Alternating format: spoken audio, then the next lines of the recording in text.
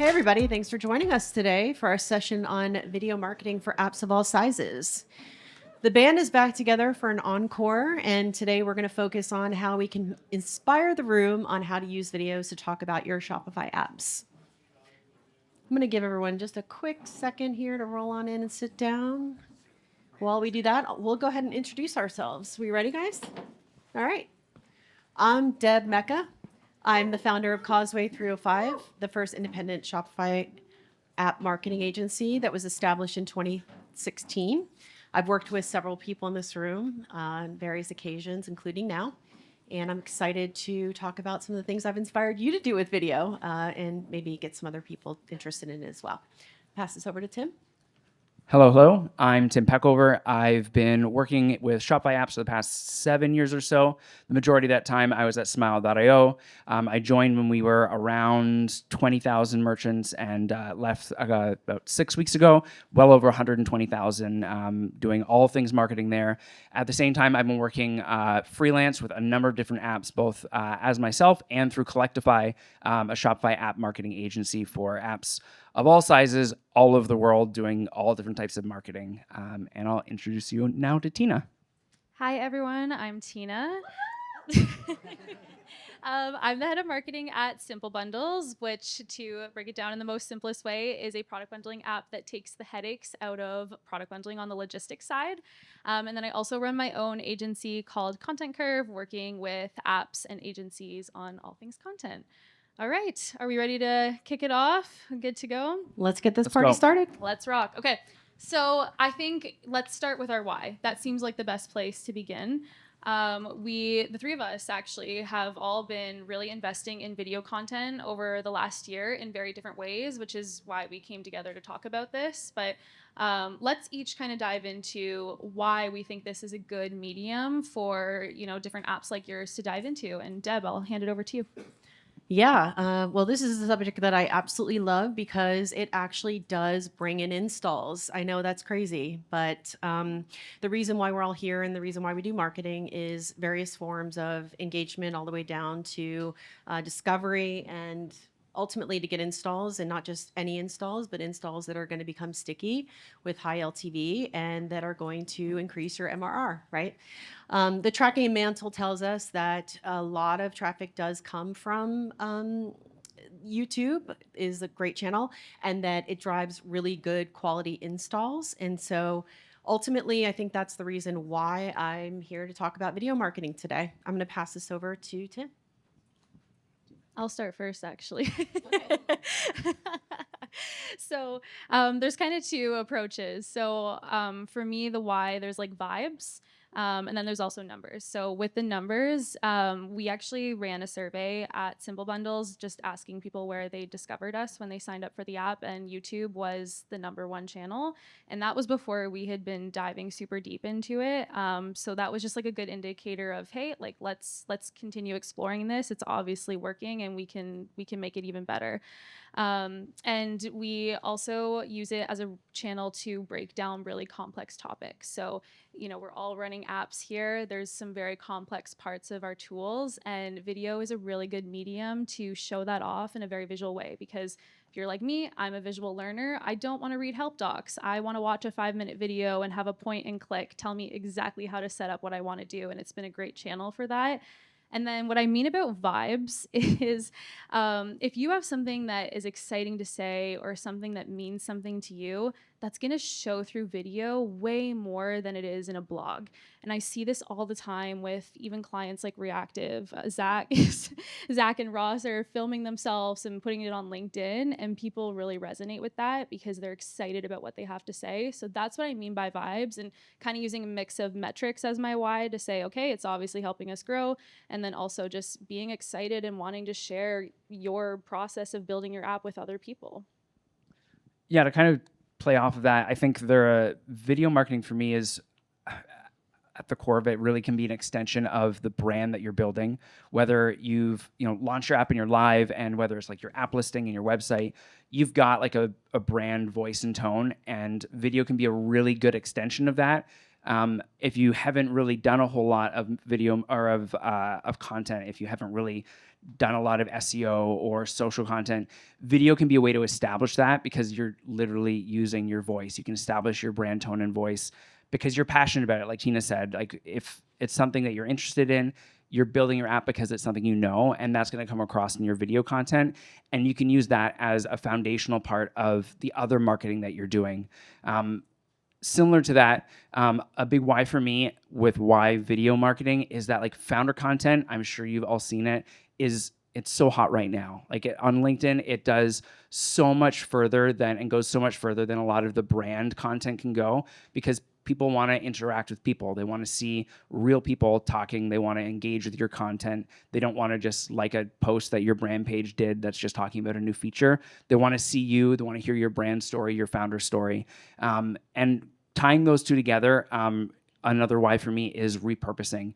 With any kind of marketing, you don't want to just throw up a blog post or throw up a video or throw up a social post. You want to repurpose what you have. Your blog can become a video. Your video can become a social post, and that can be turned into a newsletter. So all of those three things together, you can create really strong repurposing, which is just going to make your resources go so much further than if you're trying to do each individual marketing thing separate on its own. So that's my why. That's all our whys. I think next, we got to figure, okay, we've got our why. How do you actually do it? We've worked with a number of different apps of all different sizes with very different ICPs, with various budgets. I'd love to hear from both of you what your setup is, what tools, what platforms, what's your how do you actually make your videos? Yeah, I can kick this one off. So I've kind of done both ways where I've done the scrappy setup and then I've also done the professional studio setup. So I'll talk a little bit about both. First with the scrappy one is honestly, it's very simple. It's me on my Android phone. Don't hate me. I know it's not an iPhone. It's me on my Android phone. And I just have two ring lights that I got off Amazon and then a microphone that's USB-C and it plugs into my phone. And that's what I do. Sometimes I'm walking down the street. Sometimes I'm in my office. Again, vibes. And it's very simple. And honestly, those videos do really well. And then I've also done the more professional studio one. The reason why I'm bringing that up, because I know it sounds daunting to like hire a studio and have like really expensive cameras around you. The nice thing about it is it's hands off. So if you're someone who's like, I just want things done for me, then the professional studio is definitely the way to go because the one I worked with helped with curating the scripts because they obviously had a lot of YouTube experience. So I learned a lot from them. Obviously going for the day, they did my hair and makeup, felt very famous, had the cameras around me, really professional, high quality equipment. And then they did all the end-to-end production in terms of editing things, you know, helping with thumbnails, and even giving tips on like when to upload and turning everything into shorts, talking about repurposing. So the only thing to know about that is you're going to be spending around 5 figures if you're going to go with that route. But like I said, it's total end-to-end production. So if you do want more support with things, just to make sure you're going to get it across the finish line, that is a way to go. The other thing that I have done was, again, working with the reactive team on this, was we actually hired a studio to come around to different locations in Toronto. And we actually went to retail locations for some of their merchants and then just filmed them again with super high quality equipment in their actual stores for case study content, which was really cool, and then could repurpose that for all sorts of LinkedIn content, shorts content, and all of that. So yeah, that's kind of what I would recommend. I also really like CapCut for editing on my phone when I'm doing the scrappy ones. I think the membership's like less than $20 a month. And it's very, very easy if you're someone who just, you know, again, want to film on your phone, quickly edit and upload and keep it scrappy. I like a different editing tool. I like Descript. They started a few years ago, and originally it was really just like a transcription tool. You upload your video, it would give you the transcript. But now, basically, if you can edit copy, you can edit your video. You can really easily go through the transcript of your video and edit out the ums and the ahs and the likes that I always have to do for myself. They have some fancy AI things too, like being able to like fix your eyes so it looks like you're looking at the camera even if you're not. Yeah, Descript is my go-to for the editing software. I also really like this tool called Spiral.computer. I'm fairly certain it's just a wrapper on ChatGPT with a nice skin on it, but I've talked about repurposing earlier, and it's kind of like a repurposing engine. And so basically what you do with Spiral.computer is you take an input and you tell it, I want to turn that into this output. You can say, hey, here's some examples, copy this framework, and then it'll spit it out for you. So for example, if you had a blog post that you wrote and you want to turn that into a video script, you give it the blog URL, say, here's some examples of some video scripts that I like, and then it'll repurpose that blog into a video script for you. And so that's one spiral, as they call them. And so you do one that's a blog to video, but then you could also do one that's actually, let's take a video that we made and turn that into a social post, and it'll spit out the social content for you to edit, because you shouldn't, as everyone knows, you shouldn't just take the AI at its word. You should have a human edit the content before you post it. But it's a tool that I use a lot just to make the whole repurposing a lot easier, with video kind of at the core. And for me, with those two things together, I'm going to speak in threes a lot today. The last thing that I always try to do is, it's not really setup, it's more process, is batching videos. If you're thinking, hey, I want to do 3 videos per week, to sit down 3 times a week and figure, okay, now what do I have to film it, and then I've got to edit it, and then I have to figure out where to post it. It's a lot. So I like to batch things, block off a morning or a full day once a week or once a month and shoot a bunch of video, do all of your editing, queue it all up in your social platform, or get it ready for YouTube publishing, and really just make sure that you're making the most of your time. Batching for me works really well, and it's worked with a lot of the clients that I work with. So those are my 3. Deb, what do you think? Well, scanning the room, I'm noticing that there's a lot of people that are looking at me like, yeah, right, I'm going to get on camera and start shooting some videos talking about my app. So I like to look at tools that are low entry points to get started. I know as developers, you're pretty practical people, and you like to prove that something's worth your time or worth investing in, and that you're going to get the ROI out of it. And so for me, I like tools like Screen Studio because they're really low entry as far as like an investment to get started. There isn't really a lot of editing involved in it. It's kind of like a point and click. You can do a lot of explainer videos of how to use various functions within your app.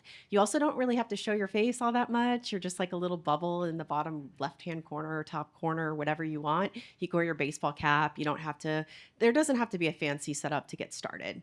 You buy the subscription, I think it's like $130 for the year, and then it's like $110 thereafter to keep things updated. And there's hardly any editing involved. So as you're showing how to do a certain function within your app, the cursor will actually zoom in on that particular function. So it makes it look a little bit more elevated. And then you can take that, and if you want to go a little step further, you can go into Canva. That's another tool that I'm quite a fan of, and probably some of you have used if you don't have a on-site graphic designer or someone in-house. Within Canva, I think the subscription's around $15 a month, and you can use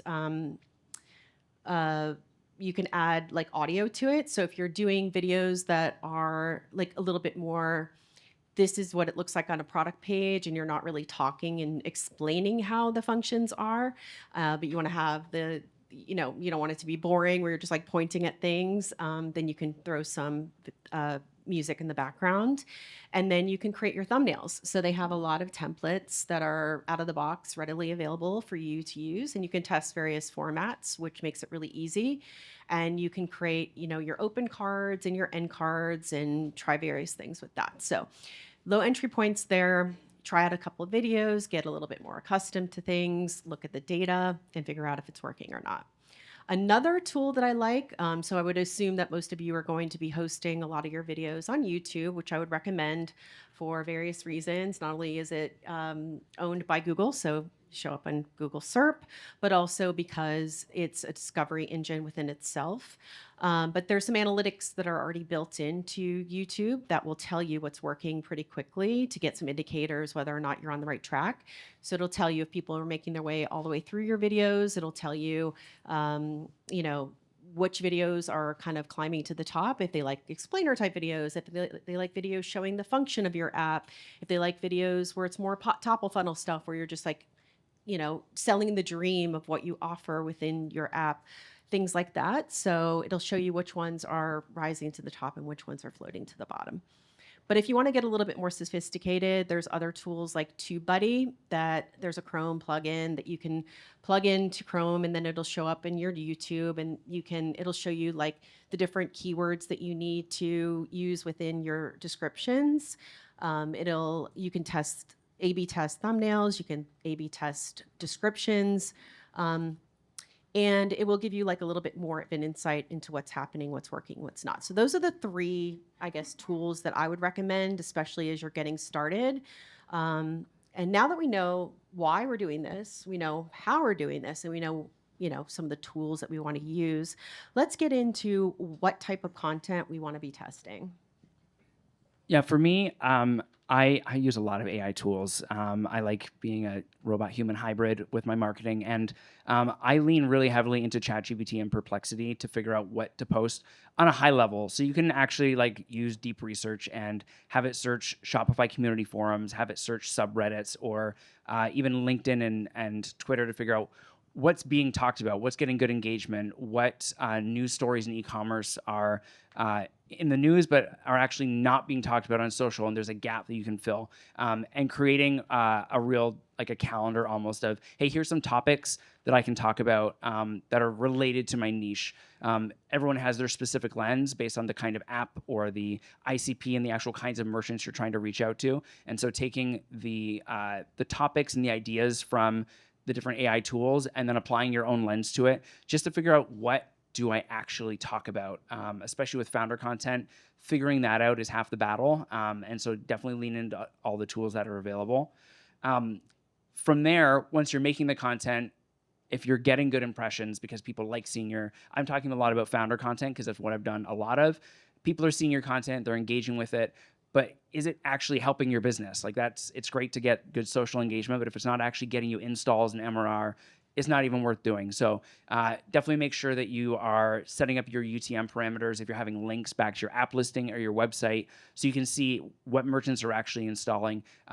Check Mantle to see, where is that traffic coming from, associate it back to the different social channels and know, hey, maybe a certain topic performs really well and turns into more installs, but a different channel might get lower engagement on the social platforms, but actually those merchants end up installing and have a higher LTV. So really dive into what data you have, and then test. Figure out, like I said, what channels, what video types. Maybe you have videos that has more text with it, or maybe it's just a photo post with a lot of text.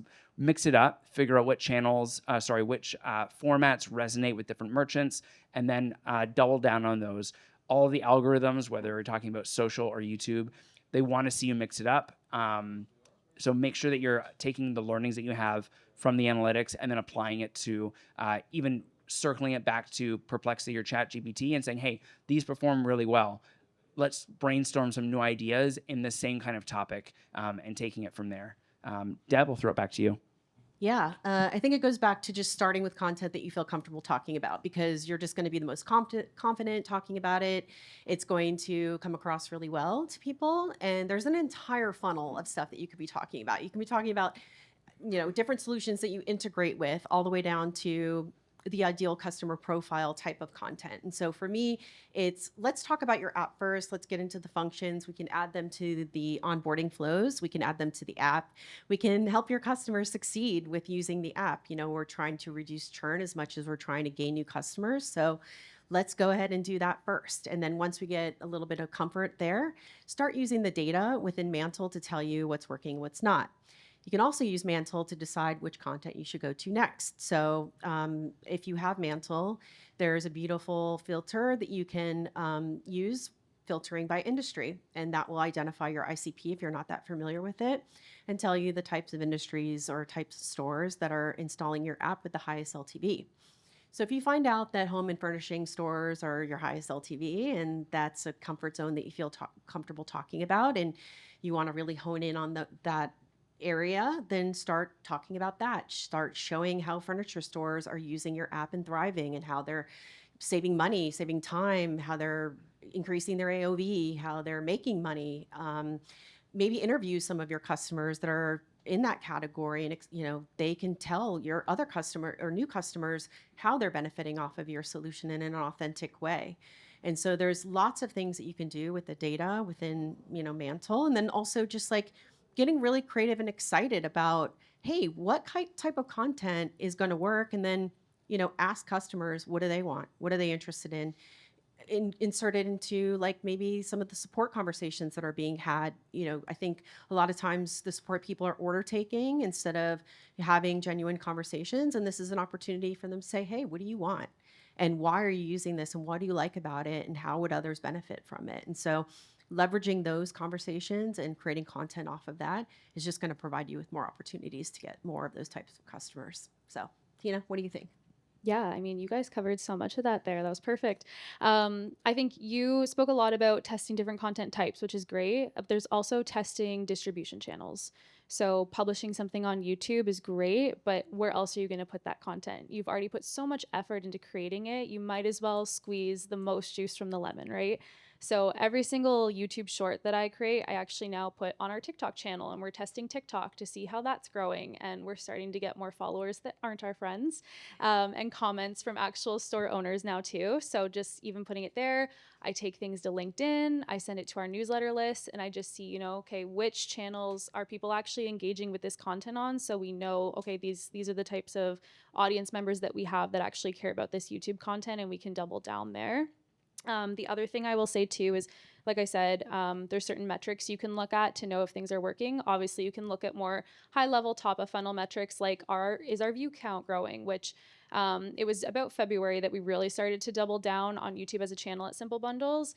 And, when I put a short up, it maybe got 50 views, and I was like, woo, this is awesome. And then now it's like 300 to 1,000 views. And if I get anything less, I'm like I'm going to repost that. Yeah. So that's just like another good signal of, okay, this is starting to grow. This is working. Like, we're doing the right things.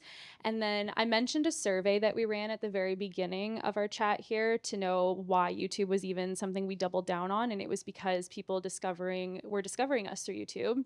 But we actually recently ran that survey again, and now ChatGPT and Google Search is the number one place people are discovering us. Now, that doesn't mean YouTube isn't working. That actually means YouTube is working. So the YouTube thing didn't fall. It's still second. It's still very high. But all of that video content that we're now creating on YouTube and TikTok is just amplifying us being placed in the algorithm with ChatGPT queries and Google Search queries. So you have to keep those things in mind, that like maybe if you see something like that change or shift, it's like, oh no, YouTube's not working. And no, all of these things are very connected, and it is working. That's actually a signal that you're doing the right thing. So keep that in mind. And then the other thing I'll say is just test all these different content types. I spoke a lot about YouTube shorts and TikTok videos where I'm probably just like walking down the street talking like I'm on FaceTime with Deb for the day or something. And those do work well, but that's actually not where Simple Bundles started. The Simple Bundles YouTube channel started with product walkthroughs. They were very bottom of funnel videos done by the founders, who are here, by the way. You should chat with them. They're amazing. But they created these all themselves. And then we started seeing all these views coming in, the signups from it. And it was like, okay, let's double down here. Now let's start exploring more mid-funnel topics with case studies. Now let's start exploring top-of-funnel topics where I'm talking about language market fit or product bundling challenges that are just super fun and educational. So we actually did test, starting at the bottom of the funnel before we went top of funnel with it. So that's another thing. And then lastly, I'll just say is there's lots of other things to test in terms of like hashtags. I thought hashtags were dead because if you use them on LinkedIn, it's kind of not really a thing that works. It actually is very important on YouTube and TikTok. I tested all sorts of captions. I tried short, I tried clickbaity, I tried long. I tried thumbnails where I was making a really ugly face because I was like, I don't know, maybe this will drive attention. I did ones where I was smiling just to see, okay, like, are any of these things actually impacting our view count? And they do. So you just kind of have to test it and see again, like, what's driving the right kind of audience to your videos. And then consistency is key. That's the last thing I'll say. So when I first started doing our YouTube shorts and TikTok videos, I posted every single day for 2 weeks straight just to get the algorithm rolling and the credibility ball rolling. And then once those 2 weeks passed, it was like, okay, now we can do like 2 to 3 times a week. And again, it just gets so much easier. The more you do it, you're going to get so much more comfortable with it. And all of those things supplement the long form videos that we've created through like those studio sessions that we did. Because at the end of the day, the short videos are great for engagement and kind of getting your name out there, but you really should be doing long form videos that are, like 5 to 10 minute videos, whether it's a product walkthrough, whether it's something more top of funnel or educational. And then all of that short form content that you create is just going to supplement those long form pieces and get more bang out of your buck. Whew. All right. Before we open it up for questions, I have one last question for our panel here. So now that we've all been doing this a lot, what's one thing that has really surprised you since you've doubled down on video content? Well, influencer videos, to be honest. Over the years, I've hired influencers on TikTok and on YouTube, anywhere in the ballpark of, say, a $300 investment all the way up to a $5,000 investment. And I'm here to tell you, the low and the high were the surprising parts, because the $500 video that we did on TikTok drove so much opportunity to a pre-order app that I worked on several years ago. It was insane. And I think the reason why it did so well is because it was the right target audience and it was done in such an authentic way. So this person owns a sweatshirt company. She does pre-orders all the time. She does product drops like every other month. And so her audience is quite used to this sort of way of being. So she sends out an email and she, talks about it on her socials, and then she goes live and she shows the pre-order count on her Shopify store with the global view. And she showed the pre-order app. And so it was just done so authentically that it looked like it was a part of the whole thing. So that was a huge fire opportunity for the pre-order app. On the high end, I worked with an Amazon FBA app. So you buy your products on Shopify and then they're fulfilled through Amazon. And there's an Amazon queen who happens to be a YouTuber, and she was hired for $5,000. And it was the gift that keeps on giving. So the installs just keep on coming from that one little video. So the ROI of that was scary, and it was a scary investment, but it paid off in spades. Short and sweet. One thing that's really surprised me. So like I said, I've done the studio videos and then I've done the scrappy videos. And when I went for that studio session, I got 4 long form videos that we then turned into about 25 shorts. And I thought those shorts on YouTube and TikTok were going to crush, because I was like, these are professional. Like there's like things flying into the screen. Like they look so cool. And people like the scrappy videos of me walking down the street way more than the studio videos. So I think there's just something authentic about me being more natural, sometimes not wearing makeup and just kind of saying what I have to say versus being super dolled up and, buttoned up in a video. So that was an interesting lesson. Nice. And the thing that surprised me, I think, the most with video content was the organic content that other people make. Especially my time at Smile, we would often just suddenly see that we're getting traffic from YouTube, but it's not our video, it's someone else's video. And sometimes even like Deb would message me and say, hey, I just saw this video and they mentioned Smile, here's the link. And we'd have no idea it was happening. And someone's making a video of the top 10 retention apps on Shopify or the top 5 loyalty apps, and they would give us the backlink and give us the mention. And it always surprised me when that happened. And so the thing I learned from that was really, make sure you have your tracking and your analytics set up, because unless you have a Deb Mecca who's going to ping you every time she sees a video, you're not going to know where that traffic is coming from. And so make sure that you have the ability and have your tracking set up to actually know when that organic traffic comes your way, because it's just going to help everything else. Getting mentioned in other people's content, if you're investing in SEO, it's like a backlink, except it's from YouTube or whatever other channel it is. And so if you can manufacture those organic backlinks, it's amazing. So it always surprised me when we would randomly get traffic from those videos that really took off. And that tells you that you need to be on YouTube so that you can get discovered like that. Sure. They're not going to talk about you if they don't know you exist. So I'm just saying. All right, I think that's it. Unless Deb or Tina, you have anything else? No. In that case, We'll open the floor up for questions. Not you. I don't know if we have any extra mics, so we might have to pass one of these ones out. That's all good. Okay, great session, guys. So 2 questions. One is, have you guys tried with HeyGen, which is like, record yourself for 2 hours and then create like, basically hundreds of videos. And second is do podcast work, because I've seen like a lot of people start podcasts and they put it on YouTube and they get like 10,000 views in like a few days. So of course you have some kind of influence in the market, but those 2 things. On the HeyGen, so Dev is talking about like, you record yourself, it creates like an AI avatar, and then you can basically just make a whole bunch of videos, but it's not actually you. I haven't seen one that is convincing enough yet. All of the ones that I've seen or tried, there's still something like uncanny valley that you're like, I'm pretty sure that's not a real person. So I think it'll get there. I haven't seen anything that's convincing enough that people will actually be tricked into not knowing. A few of them are close, but I haven't seen one that's like absolutely convincing yet. I don't know, Deborah, if you want to talk about podcasting. So are you talking about like sponsoring a podcast or like being a guest on a podcast? Actually starting a podcast. Launching your Oh, own. launching your own podcast. Okay. Well, I was going to take the angle of I heard a story when I was doing a case study interview from someone that discovered an app that they didn't even know existed. So going back to like a little bit more of a category of an app that you don't even know how to discover yet, but you know that you have like a really big problem. So they were using the native functionality within Shopify. It was taking them hours. They had headaches. They were having to work on holidays and weekends. It was a mess because they were running sales all the time. And this app really kind of helped automate some of those problems. And if it wasn't for that podcast or that webinar, then they wouldn't have been discovered. So I didn't really answer your question, but hopefully something like that does help. I think with podcasts, and maybe I'll hand it over to you, Tina, if you have a little bit more insight, but it goes to consistency. So if you're in the right ICP and you're consistent and you build up a really loyal audience, then probably, yeah. So way back when Clubhouse was a thing, I had a weekly show. And it was with Katie Crichet, if anyone knows her. We used to do a weekly show called, oh my gosh, Gen Z D2C.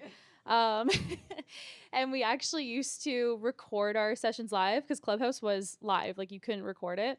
But we would like be recording it in the back end, and then we repurposed that so many different ways. So we turned it into like, we would use Descript to do like the audio memos with like the text on the transcriptions, and then we would turn it into blog posts. We would share all those things on social media, and then I will say every single week our show got more and more popular. So it was definitely like a fun thing to do. But as Deb said, like I think the consistency key is really important. Every single long form video I do becomes like 20 short form videos. That's going to be like, you should absolutely, like as Tim said, be repurposing. That's going to be the best way to just make sure that you're using up all the effort you put into a single piece in like the most ways possible. Thank you. So the question was between the 3 of us, whenever we're working with someone that doing content creation, what are like the non-negotiables where like this has to be true or this has to be the case? I'm going to keep it really simple. Progress over perfection. So, if you worry about making everything perfect and crossing your T's and dotting your I's, you're never, ever going to get started. You're never going to do it. So what works for one app isn't necessarily going to be the silver bullet for your app. So I would say you start, figure out what's working for you, and then go from there. I would say my non-negotiable is if you're going to start doing it, just don't unless you're going to invest the time properly. And I don't mean perfection. I just mean consistency. So if you're going to like shoot one video and then never think about YouTube as a channel again in like a year, then you're not going to see the results from it. And then you're going to just get disappointed. You're going to say, this didn't work for me. So when you're ready to invest the time in it, make sure that you can be consistent with it. And that would be my non-negotiable is like, let's give this a go at least for 6 months to a year before we decide it's not working or if it is working. Nice. And I would say my non-negotiable is would be to nail the positioning first. No matter what kind of content you're doing, whether it's video, blogging, if you can't nail down your positioning and explain to whoever the audience is, like what your app actually is, what your differentiators are, who your ICP is, you're not gonna be able to make any convincing content on any platform. So I would say nailing down your marketing and sales positioning first, and that's whether that's a workshop or just having like a one-pager. This is what our app is. This are our differentiators. Here's our ICP. That's my non-negotiable. And just to kind of like piggyback on what I was saying, it's like if you first you don't succeed, try again. I think a lot of people think that when they test something the first time and it maybe flopped, that's like the end all be all and they shouldn't do anymore. And I disagree. I think there's a confidence level to starting out that you're maybe not going to have down the road. I also think the time of year could be different. Your app could be seasonal. There's a lot of factors involved. So I would say if you're seeing a lot of content from your competitors or other apps that are you consider to be killing it, and you maybe flop the first time, then I would say circle back and try again. There's a question over there. Yeah. That is a great question. So yes, there's definitely tools like SEMrush that I'm in almost every single day, just checking all of the content I'm creating to see if it's indexing properly. But I also think it's very easy to get a little nitty gritty when it comes to data and analytics so far that you miss things. And so try to take a step back and just look at things as a bigger picture of, like, hey, we've been investing in this. We're seeing our YouTube subscribers increase. We're seeing installs increase. That's like a pretty obvious domino effect, in my opinion. And then same thing with the ChatGPT. Like, the reason why I can confidently say that our YouTube content was what contributed to that was because we had just launched a new website, like the exact same time I started doing YouTube. So it has 0 SEO. So if we were suddenly getting all this discoverability in Google search and in ChatGPT, I can tell you it was not coming from our website, but it was coming from the YouTube content surfacing us and people typing out things that I've been covering certain keywords for in the YouTube content that I was creating. Does that answer the question? Yeah. Perfect. Or no, we don't know the time, so just shout time at us when we're getting close. Okay.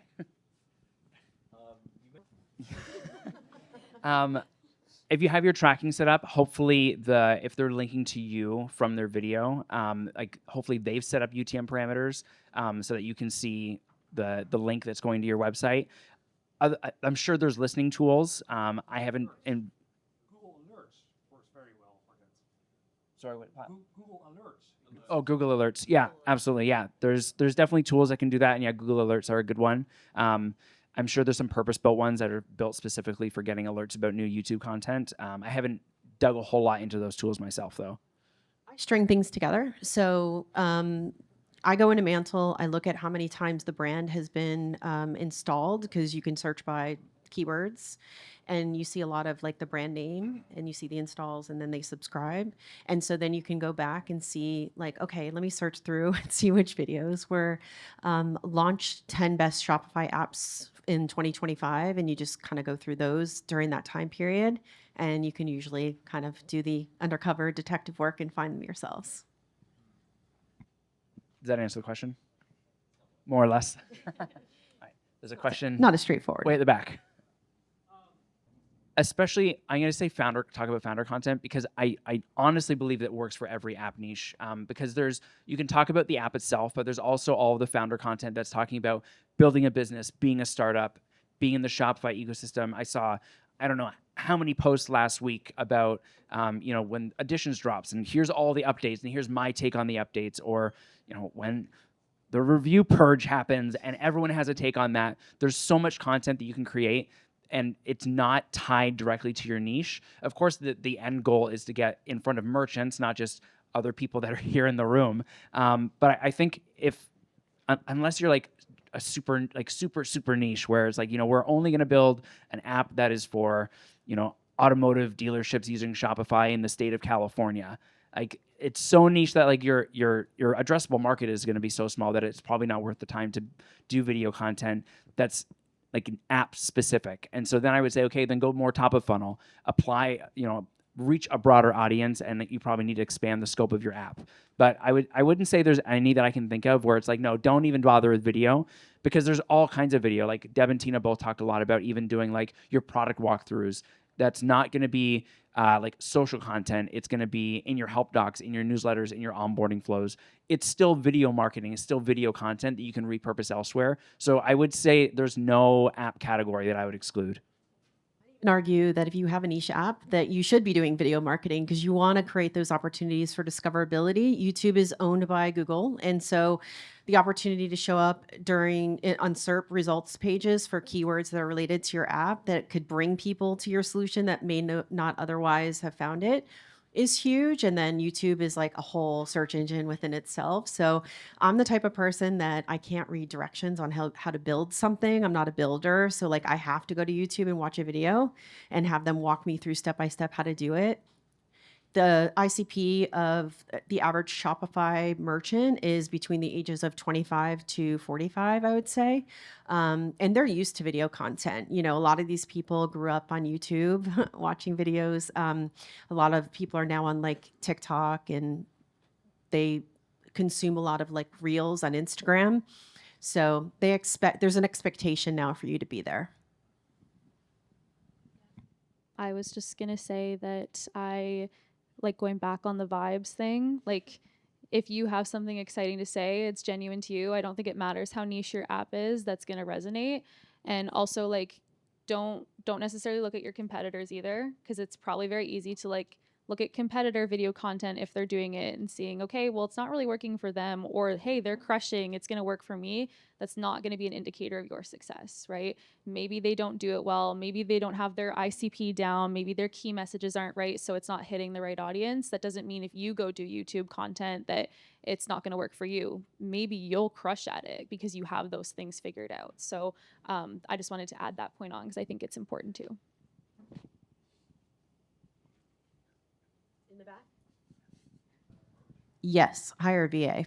They can do the digging for you, and then you can weed through and decide which ones you want to do. If you're going to spend your time doing that, it's going to be quite tedious and you're not going to want to do it. So just hire a VA, have them weed through the trenches. They can find them quite easily. Just give them some parameters. I mean, we could talk offline a little bit more about those parameters, and then it'll make it a lot easier for you to get through.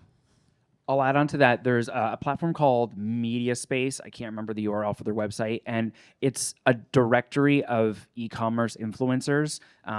If you think of e-commerce agency influencers, you're probably thinking of the people in this directory. And it lists out, not just for video, but for their newsletters, their YouTube content, their social followings, and it'll say, hey, Deb, we'll use Deb as an example. Deb has, 10,000 LinkedIn followers, and he charges $500 a post. And you can really filter out by what channel you're looking for. I'm sorry, Deb. You can really filter out like what channel you're looking at, what kind of reach, and then what the cost is. And it's niche down. It's very much Shopify e-commerce influencers. You might want to go even more niche than that. Those ones are all going to be more high-level Shopify influencers. There's going to be ones like Deb was talking about, like where it's like an Amazon FBA specific influencer. And yeah, I would definitely recommend, like Deb said, having someone do that research for you. Yeah, like as an example for the pre-order app, the woman isn't an influencer. She's a Shopify merchant. And so like I specifically wanted the person that was doing the searching to find that type of TikTok personality or whatever. And so that's what I was looking for. And you're not going to find it on, you kind of have to weed through the trenches of TikTok. The question is, what are the expectations for growth in terms of installs? And I don't want to set those expectations. I will say with more content brings more opportunity, and you will see those numbers grow in Mantle. I've seen 20 installs in a month that don't churn. Because when you look at Google traffic, probably 70% of them churn. When you look at YouTube traffic, I would say 70% of them stay. So if you have 70% of that and they stay, it's good. Yeah, I would say it all depends on the scale of the app, like whether you're new or you're established. Like in my time at Smile, our Smile CEO Mike, when he's still doing LinkedIn content, like those are getting tens of thousands of impressions and like hundreds of comments on the ones that really pop off. And sometimes you can directly track that LinkedIn post led to that install, and other times it's like what Deb said, where really you're looking, okay, we had a LinkedIn video that went up and got a lot of impressions on this day. Oh, and we can also see that week there was a lot more installs using your brand term in the installs. And so it really just depends on the scale of the app, whether you're talking about like hundreds of installs, dozens of installs, or just a handful if you're just getting started. Yep. And that's why I run surveys too, to ask people where they discovered us. And I think we were probably seeing anywhere from like 30 to 40% of those people answering YouTube as the number one. But now you are saying that ChatGPT and these platforms are also one of the. Yes. Yep. So it fluctuated, but again, like it's because that YouTube content was supporting everyone searching for us in chat. I think that's all we have time for. Yeah. Yeah. Thank you so much all for being here. We really appreciate it.